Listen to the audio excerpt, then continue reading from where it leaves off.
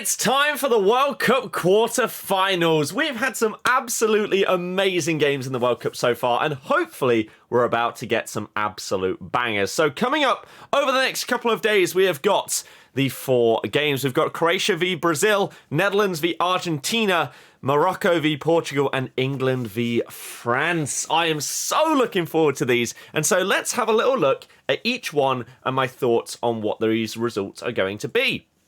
So first up, we have got Croatia v Brazil up at 3 o'clock tomorrow. I will be doing a Friday live stream over on my main YouTube channel where we're going to do a watch along for both this and the Netherlands-Argentina game. So hopefully you can go and check that one out. And then obviously I'm going to be out for the England game because it's coming home.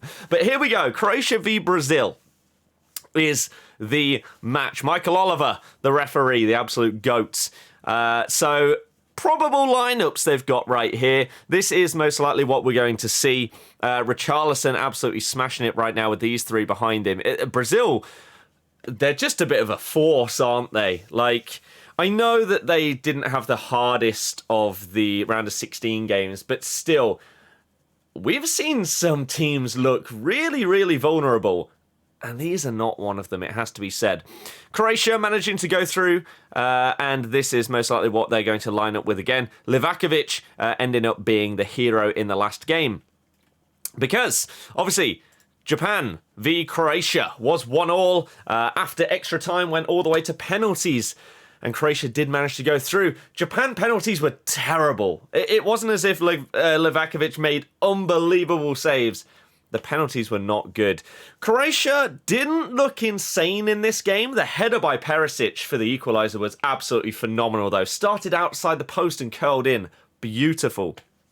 But Japan won everybody's hearts, and everyone was rooting for them in this game after how well they'd performed against, like, Germany and Spain in the previous rounds, and so it was a bit of a shame to see them go out, especially with just how good they've been in general, the fans, the team, and everything like that. It's been fantastic, but Croatia just having enough to get through, whereas on the other side, we had Brazil absolutely smashing South Korea. I mean, the game was over in half an hour. They were 3-0 up, including a penalty right there, and then got the 4th just straight after that. 36 minutes in, it was already game over, and then they kind of coasted through the rest of the game. They knew that obviously it was done, it was dusted. They didn't really need to worry about a mega comeback, and so they could take their foot off the gas, save some energy, ready for this big game coming up now.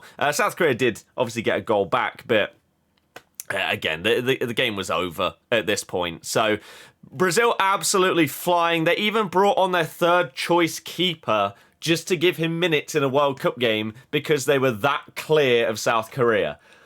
That's the levels to this game. So what do I think is going to happen between these two? I think Brazil are going to outclass them. I really do. Croatia have been a team that have not been that impressive in this World Cup. They've been pragmatic. Kramaric has done okay, to be fair to him. He's looked sort of breaking the mould, but the rest of the team is very, like, drilled and just not that explorative in their football, and so they've not been incredible to watch. They've been okay defensively. It's like Gvardiol is an absolute machine. Whoever ends up signing him, they're getting a big boy player right there. He's so young as well. But Brazil just look amazing, don't they? Some of the goals, again, it was only South Korea. But that one goal where Richarlison with the little head dribble and then the juggle past this man and then little interplay. Oh, they were flowing, absolutely flowing. So I just think they're going to be way too much for Croatia, and I think that they're going to absolutely bat them aside. I don't think it's going to be that close. So we're going to go with 3-0 Brazil. 3-0. Next up, we've got Netherlands v Argentina. Now, Netherlands in their last game put aside USA. There was a minute where USA scored one of the flukiest goals in World Cup history. And there were a few nerves there, but then Dumfries at the back post just came in, bang, got that dub. I mean, yeah, they've they were just better than the USA. Some of the football, I mean, they did concede quite a few chances, but my goodness, the football for their goals was just phenomenal. The first Dutch goal was insane. And then we had Argentina, Messi scoring a nice goal, Alvarez with another very, very decent goal, and they could have scored more. Unfortunately for them, they conceded a massive deflection own goal, and Australia thought they were back in it, but they just didn't have enough in order to get it. They had a chance, literally one of the last kicks of the game was pretty crazy, but Argentina had enough. Now, Argentina, I mean, Messi's doing really, really well for them. What's his face? Fernandez is doing well as well. I thought Acuna had a terrible game. Absolutely terrible last match. Di Maria's been good when he's been playing as well. Lautaro Martinez has been a massive, massive letdown. It's been very disappointing. Whereas for the Dutch, you've got Gakpo, who is smashing it. Everyone knows about him. Midfield's doing okay. These fullbacks just bombing forward. Daley Blind has been hit and miss, but he scored, got an assist as well in the last game against the USA. So really, really good from him. Nopper in goal as well. Made some really, really good saves. So this is a tough one, to be honest, for me. Because Argentina coming into the competition were way bigger favourites than Netherlands. But with how they've performed, they've not looked the best at the back. They've been a little bit all over the place. It's a hard one to call, in my opinion here. But I think I have to go, just in case it comes down to that moment of magic. Messi's form is so good that he can just conjure up that one thing. So I think this might be a cagey game here, and I think Argentina win it by 1 goal, but I think they're going to win it 2-1. Now we move on to Saturday, and we have Morocco versus Portugal. I should say as well, where is it? Here. De Paul is a big, big miss for them. Because he's been really, really good throughout this tournament so far. And so that is a big one, which is really going to impact their midfield. I still think they'll win. But Morocco v Portugal. So, Morocco, obviously. Spain. Most of you will have watched this game. Spain, just a bit boring, really. Passing it over 1,000 times. Luis Enrique said that he had made every player practice at least 1,000 penalties. Otherwise, they wouldn't get in the squad. And then they didn't score a single penalty in the shootout. Big Bruno in goal. Absolute hero. Went huge in this game.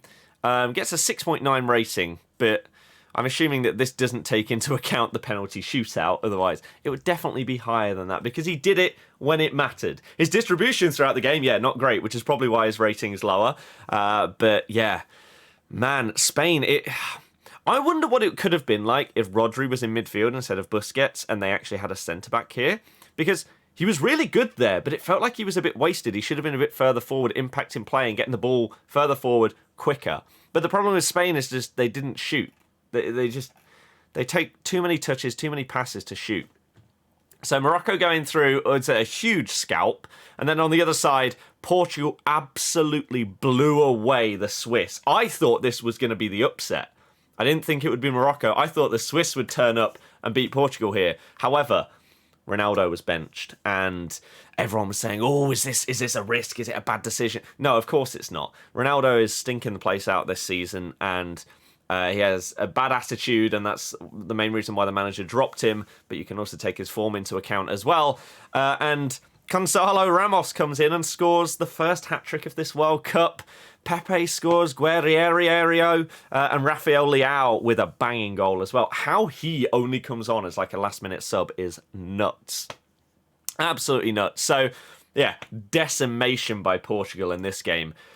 I mean, if Ronaldo's dropped, they win. And I think, even though Morocco, I don't think Morocco have conceded a single goal this tour. Oh no, haven't they conceded one, but it was an own goal, something like that. You know what? Let's just have a little look, shall we? Where is it? No. Overview? No. Where is it? Here. Why has it got England here? You know what? For some reason, we can't find it. It's fine. Oh, no, wait. This is where we do it, isn't it? Sorry. Oh, my goodness. Get me back to this. Go. So, yeah. It was against Canada, the goal that they conceded. But, yeah, I think Portugal looked so good with this fluid, like front three or front four. Bruno's having a very good tournament. But, yeah, Ramos was fantastic in that last game. Got a 9.76 rating. My goodness. 3 goals and an assist. Madness. But, yeah, I think Portugal win this one. And I think they win it 2-0. And then the big one. Oh, we have some misses here. Now, if Rice is out of this game, that's actually huge. I've not seen this until recording this video. That would be devastating. So let's hope that isn't the case. Obviously, we beat Senegal pretty comfortably 3-0. The first half hour of the game was dreadful. Absolutely horrible. If you missed it, then you literally missed nothing of note. It was just dull and boring. Whereas France beat Poland 3-1 with Lewandowski getting a last-minute penalty, which had to be retaken, even though he massively stuttered, which I'd swear isn't allowed anymore. But Mbappe, just really, really good again. He is obviously the main threat here. And apparently there's been a plan that England have had for a couple of years where they're going to basically try and put someone really good on the right so that it counters Mbappe because he doesn't defend that much. So if we have like Saka absolutely smashing it on right wing, Mbappe's going to have to potentially come back, try and defend and not do that well, and that's how we're going to exploit it, apparently. But he is obviously the big threat for this game. So they haven't done a probable lineup for this one for whatever reason. But, I mean, it's coming home, isn't it? What if we do have these injuries? Is there a chance that France and Mbappe fluke their way to like a 5-0 win? Maybe. Obviously, bias aside, I think we can beat France. Do I think we will? I genuinely think it depends on whether we switch our tactics and formation.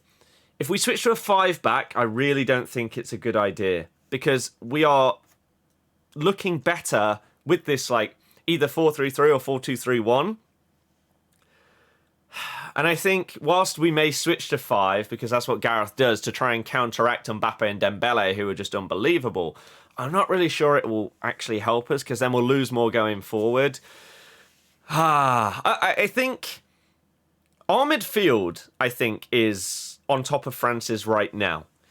Especially Bellingham, man. He is unbelievable. The French defence hasn't been insane. Ours hasn't looked outrageously good, but it hasn't been bad either. I mean, if Mbappe doesn't have a great game, we have a really, really good chance, I think, in this match. If Mbappe has a good game, I still think we have a chance of going through. I think there's a chance that this one goes past 90 minutes, to be honest with you. I really hope it doesn't. I hope that we just smash them like 3-0. But it wouldn't surprise me if we play defensive,